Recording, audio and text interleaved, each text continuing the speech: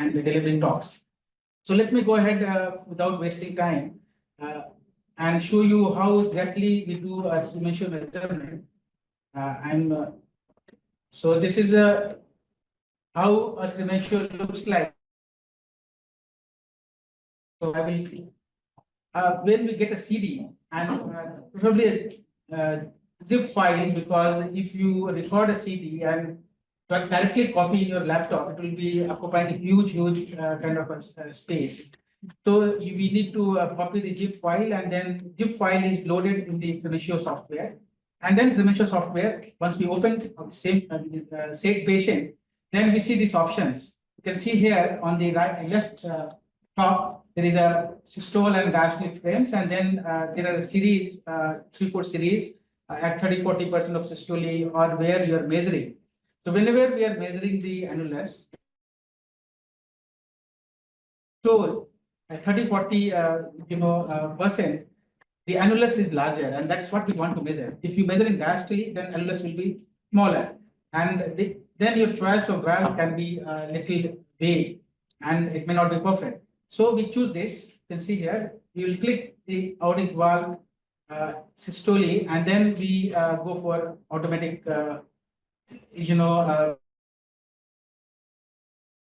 so we'll go back again, and so this is we'll go for automatic. We'll go for that further. We'll go for automatic, and then once we get it, this you can see this line, it has to be little centrally placed. So we have made some adjustments, and this is the axial view where we need to place it in center. So this is the axial view. We need to make it central, the central point, and in the coronal or sagittal view, here we see the height basically. So the first job of ours is to first make the good exposure with this.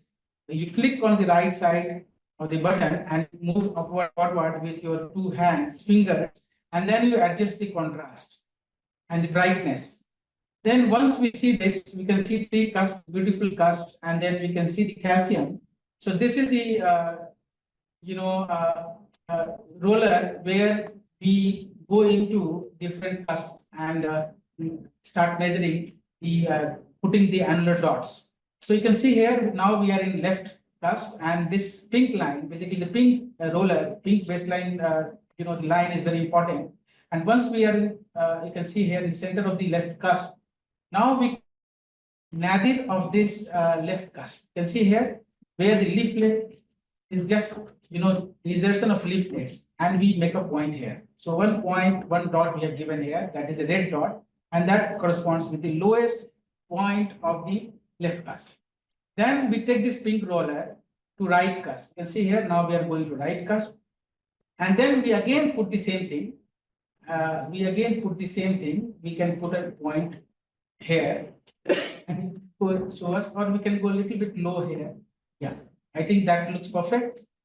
And there is a once you are moving it, we can see that how this is placed in where we are centered or not. So we can move little the left.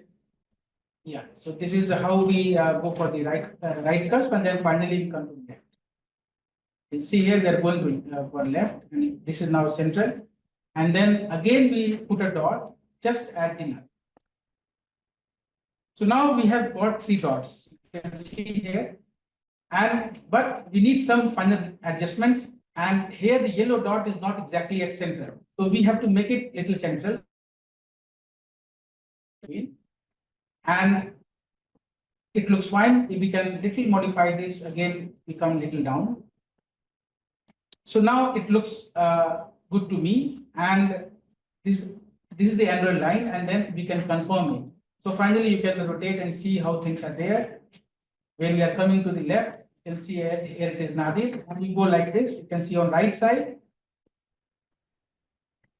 and we can see here it is at nadir. We can further readjust a little bit, and then we can confirm this. Once we confirm the annular plane, we need to now measure the annular plane, and this is where this is the polygon or lasso, and it has to be manual. So when we double click this view, it will magnify and come and occupy the center stage, and now we can measure that. So we can again go, this is the polygon, you can see here, and you can click it here, and then now we have got a cursor, and you make a central, the kind of, you just round about the annulus, and you can see the, finally you get the annular measurement. You can see here, I have gone here, and this is double click, and you can see the average is 20.8 millimeter. You can further readjust. You can take this red button, little inside, and this looks good for me. And then you put the right click here, and you can annotate this as annular dimension. And you can finally add screenshot to your report. So the annulus, now you have defined the annulus. This is how we define the annulus. 3 dots are very important, and we have got something like 20.6, and area derived is 19.9, and the perimeter is derived is 20.3 millimeter annulus. Now, if we double click it, we'll go back to the same kind of interface. Then once your baseline annular plane is marked, you can go to the LVOT. You can see here with this button, you can go down, and if you go down 3 millimeter from the annulus, you can see 2.4, 2.4. With each click, it will come down 0.1 millimeter. So you see 3 millimeter down, and now you are at LVOT. So LVOT is conventionally taken as 3 millimeter below the annulus. And then for the sake of exact measurement, you can again make it larger with double click, and then again you can go with the polygon, or you can go with the automatic measurement. So annulus is very important. We can go with again polygon with manual measurement. So you can put dots, and it should not be multiple dots, maximum 3 to 4 dots, make it more precise. So you see here, this is the annulus and the LVOT measurement is almost same. Now we will annotate this LVOT diameter, and then we can take a screenshot of this LVOT and record this. So the same way, once we are 3 millimeter down, we can go up. Can you see the this bottom left side, the picture, the frame, and you go up, and we can take our roller to sinus of Valsalva, and you can see here the sinus of Valsalva is not white, and it is not like bulging. It looks like a plain line and kind of effaced sinuses. And here, this kind of anatomy, chances of coronary sequestration is very high. You can see here the sinuses are not very wide, and if we see this area, then basically we do measurement. We take again a roller. You can see here from the center, this is left cusp, and from center to here, this is one measurement, 25.3. Then again we take a roller here, and from here we measure this, and finally again 1/3, and this is how we measure the 3 SOVs, and we can annotate it, or we can add a screenshot to report. So we have taken it as a screenshot of it. So again, when we put 2 clicks, it will go back. Now we have to take sinotubular junction. So we go up. You can see here we are going. So you just see the left lower panel where there is a central line, and with this up and down button, we are going up and down with each 0.1 millimeter. So we are going up. You can see the line which is there. And once we are at sinotubular junction, in axial view, we will measure it again. You can see here, this is sinotubular junction. And the same way, we measure sinotubular junction. We'll go little more up. So this is sinotubular junction. So again, we can measure this. So this is one, and second one. And we can add to screenshot. And after the sinotubular junction, we measure the aorta. You see again, we up and down button, we just go up, go up, go up, go up, and you can see the aorta is dilated, ascending aorta is dilated. The most dilated part I am going to see how much is this. It should not be 45, more than 45 millimeter. Otherwise, the patient becomes a candidate of towards surgery. So this is going a little more. You can see 50, 52, 53. So the patient has a little adverse anatomy for TAVR, valve. So maybe the aorta is enlarged here. Finally, now the important thing is to look at the coronary. So we have measured made the 3 dots. We have gone for annulus measurement, then we have LPOT, then sinusoidal junction, the ascending aorta, and then the important point again is to coronary, to see the coronary height. And you can see here the coronaries are visible here, and we'll come to coronary, and now we can appreciate where the left is arising. So this is the point in the axial section. You can see here the left coronary is just coming up. See, we go back a little bit. So this could be a good frame. Yeah. And from baseline, you have to go and see from where the lower part of the coronary opening. So maybe this one, so 9.4 millimeter to 9.5 millimeter left coronary height, and then you can again annotate this, measure from this is left coronary height, we annotate, and then the same way we look for the right coronary cluster, and you can see here once we start seeing the right coronary cluster, we have to go to right coronary. This is so we'll go up and down, and we'll see where the right coronary is coming.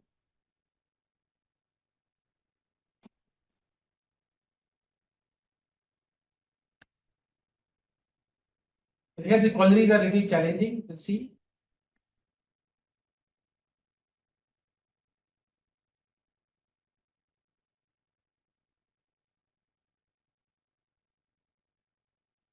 Here you can see the right coronary artery coming up. You can appreciate here. This is the coronary which goes up is right coronary artery. The coronary which goes down is left coronary artery. That is essential. One should know it. One should not confuse this coronary with left coronary. So it is going upwards. It means it is right coronary artery. And if it is left coronary artery, so since we take this pin to left, see, we can see the left coronary, and this is right coronary now comes here, and if you want to see this, so this is the left coronary artery. So see the coronary is pointing down, so it is left coronary artery. So let's not get confused, and we go for the right coronary measurement. So this, if we keep a right coronary, and we'll see where it is coming, just it is protruding. So this is not a very normal conventional RC origin. It's a little unconventional RC origin. So we'll take it here. You can see the nipple here, just from where the right coronary is coming. And from here, from ruler, we go up and see the lower part of the right coronary artery ostium. So again, this is a little challenging right coronary artery. So maximum like this. So you can see the calcium also in the at the origin, just before at the leaflet, calcium in the leaflet, and the aortic valve leaflet, which is near the coronary origin. So this is 8.6 millimeters. So we'll annotate this right coronary height, and we take now screenshot. So we will separate this so that we can see it. Left is 9.5, right is 8.6. So it is a very challenging anatomy. It has got a vessel SOV which is not dilated. Coronaries heights are lesser, and if we choose a correct valve and deep deployment, only then we can probably get away with TAVR. Otherwise, it's a good case for surgical valve replacement. So let me now go to deployment angle. So this is you can see here deployment angle. You can see the right. We need to see the right, and this is the this eye has to look towards the right. Okay? So this is the C arm, and this right should look towards the green dot, and there it looks okay. Yeah. So if we go this here, so this looks like a co-planar view, and this is, we can take a screenshot to report, and this is a co-planar view. And if you want a cuspal overlap view, here there is a right click, your options like align RC and LC, and you can see here, this is your co-planar. You add to a screenshot, and again your report is finally there. Then double click again to go back to the main interface. So main interface will have a left lower panel where you can see the height, and there is a left upper panel, there is an axial view, then there is a deployment angle, and this is the calcium where we visualize the calcium. So once we go here, the hockey puck virtual reality, and you rotate and you see the valve from face straightway, then we have to adjust the contrast, and then we can see the calcium. So you can see here, you can see the calcium now, hugely calcified leaflets, and we also see the calcium distribution. So this is the calcium, and then we need to quantify the calcium, see the calcifying and the spore leaflets, and then you go back to your two view. So you can see here the calcium score is 11 millimeter square. So it's a severely calcified aortic valve, and the calcium is mostly confined to leaflets. You can see here LVOT is free. You go up and down, you can see here, and we can see this way also. So the LVOT looks free of calcium, but annulus is also looks like free of calcium. We'll see, and here we can again take a screenshot to see the calcium, the calcium effect. Now we will go to final thing of femoral. So this is, I'm going to show you the broad way so that we can do practice on 2 stations. So this is how basically we do a 3 mensio measurement. Then we go to femorals, and then we see the segments. What we need to see, we'll go up. We'll put a central point here. And then it has not taken, so we'll go again, reset. Okay, so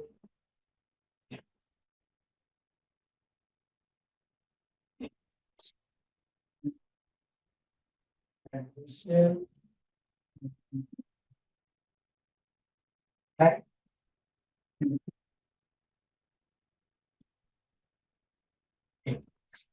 We need some final adjustments, and you can see here the vessel, and we have to confirm this. Now we have to put 3 dots here again.